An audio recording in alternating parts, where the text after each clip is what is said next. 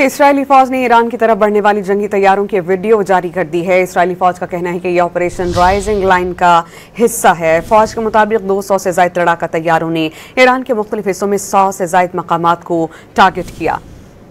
Israel का दावा है कि इनकी कार्रवाइयों का मकसद ईरान के जौहरी प्रोग्राम, मिसाइल फैक्ट्रीज और फौजी कमांड को कमजोर करना है।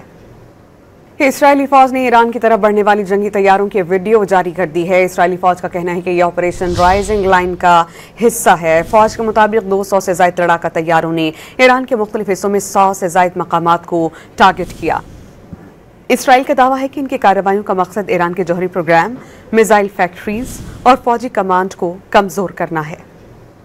इस्राएली फौज ने ईरान की तरफ बढ़ने वाली जंगी तैयारों की वीडियो जारी कर दी है। इस्राएली फौज का कहना है कि यह ऑपरेशन राइजिंग लाइन का हिस्सा है। फौज के मुताबिक 200 से ज्यादा लड़ाका तैयारों ने ईरान के मुख्तलिफ हिस्सों में 100 से ज्यादा मकामात को टारगेट किया। इसराइल का दावा है कि इनकी कार्रवाइयों का मकसद ईरान के जौहरी प्रोग्राम, मिसाइल फैक्ट्रीज और फौजी कमांड को कमजोर करना है।